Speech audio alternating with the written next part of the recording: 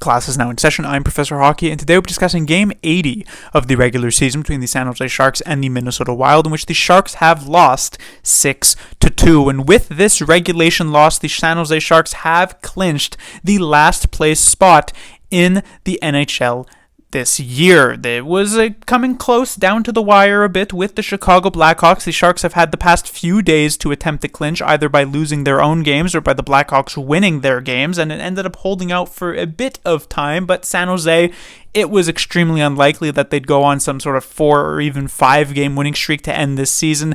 And so this regulation loss does eventually come, this time at the hands of the Minnesota Wild. And indeed, there is no way for the San Jose Sharks to jump up to 31st, even if they were to win both of their last 2 games against Edmonton and Calgary. Meanwhile, the Chicago Blackhawks, even if they were to lose in regulation all 3 of their remaining games, they would end up in a 2-way tie for that last place spot at 51 points, at which point the Chicago Blackhawks hold every possible tiebreaker over San Jose. And so indeed, the Sharks will have the best possible draft lottery odds at the end of this season. Having said that, that does not guarantee anything. In fact, it is actually more likely for the Sharks to lose the draft lottery than it is for them to win. It is only a 1 in 4 chance around that to get the first overall pick. We just have to take a look at last season. The Anaheim Ducks were last place. They had the best possible chances at getting the Connor Bedard sweepstakes, and it would end up being Chicago coming in from right under their nose to take that for themselves. The real advantage of finishing in last place means that you will still, at all costs, pick in the top 3 selections, no matter what ends up happening. So while the Ducks did indeed get bumped out of first place, I'm sure they're not that upset, though probably still pretty upset. I'm sure they're not that upset with the fact that they end up with Leo Carlsson at 2nd overall. Obviously, if the Sharks drop out of first, it would be really disappointing to not be able to pick Macklin Celebrini, but there are a ton of other great players as well available at the draft that the Sharks would be able to pick in 2nd or at worst 3rd overall spot.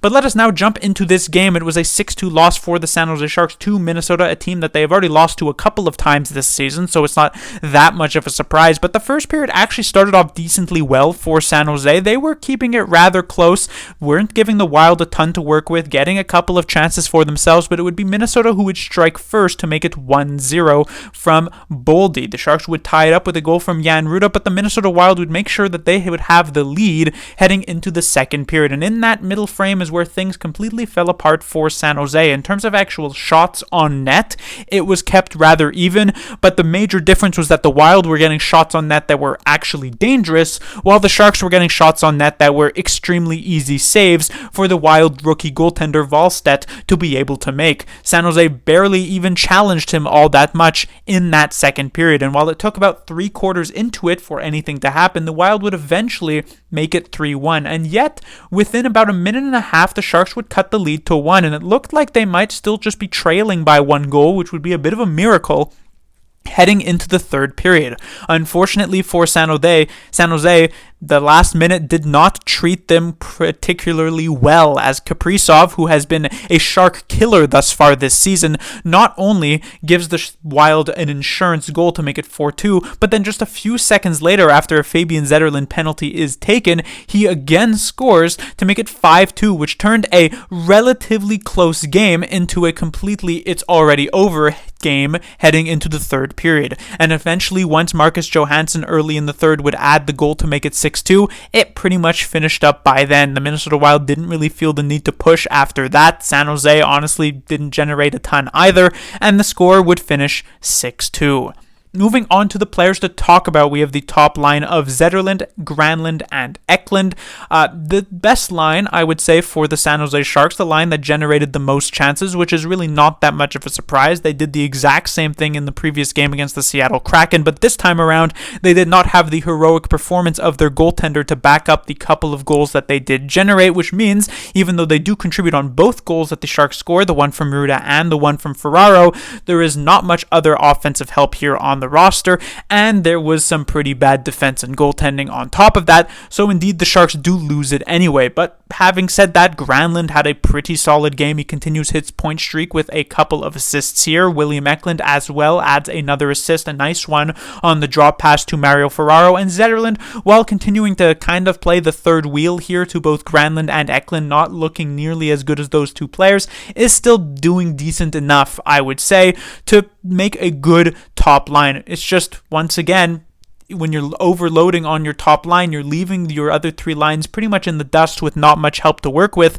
and that's exactly what we saw for the rest of this game. On the second line, we had Kostin, Cunnin, and Graf. This line did very much nothing here tonight. Pretty much all three of these players were quite invisible. Colin Graf just hasn't really been contributing much for the San Jose Sharks. The first couple of games were relatively promising. He was getting some nice little passes off. I don't know if there's been like a downturn in terms of play, or if teams are getting slightly more used to seeing him and what he's managing to do. I doubt that that is the case, but in general, Graf hasn't been able to have those slick passes, and when he's not doing that, he's not really contributing much to this team. One of the big things that I've noticed about Colin Graf is that he's not very good along the boards. It feels as though he's not particularly engaged to actually winning these board battles, constantly just getting bullied off the puck without much of an effort. At the very least, when you looked at the first few games of, Eklund and Bordlow's career over the past couple of years, yes, they would also constantly lose these board battles, but it felt as though there was some sort of attempt to actually win them. It's just that they weren't strong enough or good enough to actually do so. Graf, it feels as though, always just kind of gets shrugged off by every player under the sun, and there's just not much doing there, so that's slightly disappointing to see. And when it comes to the other two players, both Cunnin and Kostin, like I said, pretty invisible from both of these players on the night. Speaking of players signed out of college, one of the things that should be noted, talking about also the fact that the Sharks have loaded up with their best three forwards on their top line, is the fact that Will Smith's season concluded today with an unfortunate loss in the finals of the NCAA championship, losing to Denver University, getting shut out. Will Smith was quite good during the playoffs on the way to that final game, and with his season done, even though the Sharks do only have 2 games remaining on the schedule and it is on the road, this is definitely an opening for the Sharks to sign him and potentially even get him in for at least one game, if that would end up burning the final 1 year of his entry-level deal. Obviously, this is not optimal for the San Jose Sharks, but if Will Smith really wants it, I imagine the Sharks would probably give it to him, and so that could be something interesting to watch if that does develop. But moving on to continue the talk about these lines, we have the third line of Bailey, Studnicka, and Bordeleau. The best player of these three lines was surprisingly not the usual Thomas Bordeleau, but instead it was actually Justin Bailey leading the way. A very impressive game for Bailey for sure. Showed off really good speed, solid puck handling, good patience. He's just generally a very smart player. Not the most skilled type of player who you want to be playing in your top 6. We have seen him in that role and it has not worked out pretty much ever, but this is the type of player who you absolutely love to see in your bottom 6, and it has been working out exceptionally well for the San Jose Sharks for much of this season. A player who you wouldn't really have thought would make even much of an impact with the Barracuda, never mind the San Jose Sharks, has become one of the Sharks' more consistent bottom 6 forwards of the entire season, and this game was no exception to that. Rather solid. Obviously doesn't contribute on the scoreboard or anything, but looked pretty good, and I would say that his winger on the other side, Thomas Bordeleau, did a pretty good job of supporting him as well. Nice little comeback game for Bordeleau, who was pretty bad in the previous night against the Seattle Kraken. And then when it comes to the centerman on this line, Jack Studnicka, once again, not much to say. And then we get to the fourth line, where we have Sturm and Carpenter being joined by Kevin Labanc. One last kick at the can for Kevin Labanc. Only a couple of games left on the schedule. Would not be surprised if he doesn't get another look here for the rest of the season. And as we know, it is pretty much a guarantee that he will leave during the offseason. Likely another team around the league will take a flyer on him and sign him to some sort of 1 year deal worth a pretty low amount, because he really hasn't shown much offense or anything over the last few years. And you could really see the major reasons for why Kevin Labanc was constantly riding the bench, not just this year, for each of the past few years at this point. The effort is just not there. From a defensive standpoint, it's obviously somewhat disappointing when you see a player have a bad giveaway or lose a battle, lose a race to the puck, chase the puck and go out of position, things of this nature, but those are honest mistakes, I would say. Things that a coach can come to you and say, hey, don't do this. And it's like, oh yeah, sorry, coach. My mind was in the clouds, whatever. But when you see the play that Kevin Labanc makes here on the eventual game winner on the night, Liam Öhgren's first career goal, by the way, that made it 3-2 Minnesota. This is just a weak and disengaged play for Kevin Labanc. His man is the eventual goal scorer, Öhgren, but because a different Minnesota Wild player makes a play onto the net and looks like he might be able to score, Labanc completely stops skating, and you can see by his body language that he is ready to just give up on the play, head to the bench, and move on to the next shift.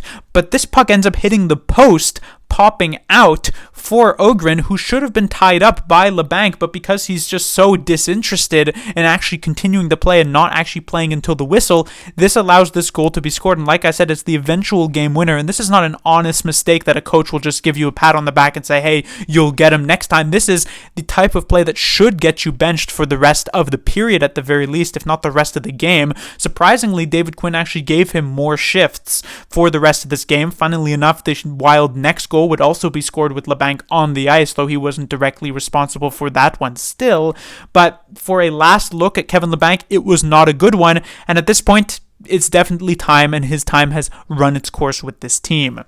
Moving on to the defense on the night, not a great night, obviously. Letting in 6 goals here is not going to reflect very well on your goaltender or your defense. The top pairing of Ferraro and Ruda, even though both of these players did score a goal, that's just strictly offense. When we talk about defense, it wasn't great. Ruda has just been so up and down over the past month. There are some games where he's quite reasonable, quite respectable, very serviceable as a defenseman, if not even one of the better defensemen for the San Jose Sharks. And then there are some nights where he is literally the worst by far. It's kind of weird to watch for a defenseman who you would think would have so much more consistency in his game as a grizzled veteran with tons of experience. And yet, I don't know if there's sort of an interest issue with the fact that his contract is done at the end of this season. He knows the type of pedigree that he brings to whatever team is going to sign him, and so there's no team that's going to look at his last few games with San Jose and say, well, I don't want to touch him at that point.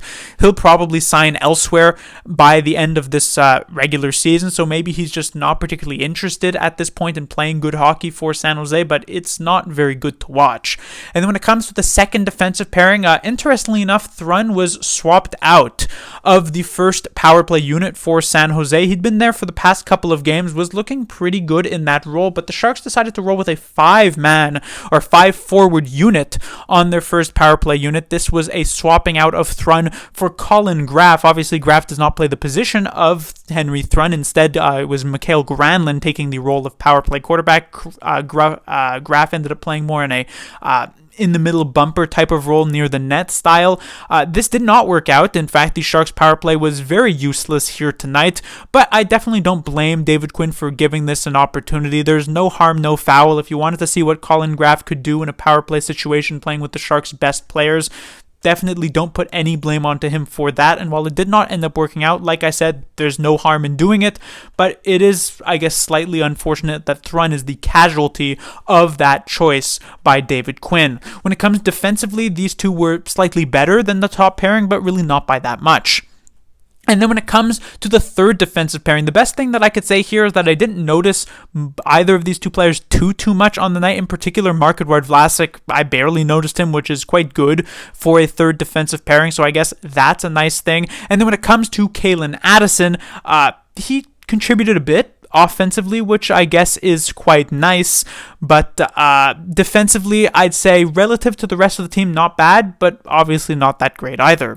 And then we get to the goaltender Mackenzie Blackwood. After his goaltending tandem partner Devin Cooley put an absolutely spectacular performance on the board in the previous game against the Seattle Kraken, you were waiting to see how Mackenzie Blackwood would look back in between the pipes against an equally ranked team in the NHL, the Minnesota Wild, also outside of the playoff race, but not nearly one of the worst teams in the league. And unlike Devin Cooley, who manages almost 50 saves, Blackwood struggled here tonight. I won't say all of these goals were his fault. A couple of them them he didn't really have much of a chance on. The Johansson one was like a tic-tac-toe. The Ogren one was just pretty poor defense in front, like I already mentioned. But a couple of them he definitely could have had, and at the end of the day, 6 goals against is never going to reflect well on you as a goaltender, so a bit of a rough night. But that will do it for this review. The Sharks will be back in action on Monday against the Edmonton Oilers, and with the fact that the Sharks have clinched that final last place spot, we no longer have to hope for the Sharks to actually lose each and every single one of their games. And so at this point, with just 2 games left on the schedule, we can only hope that the Sharks put up some competitive performances.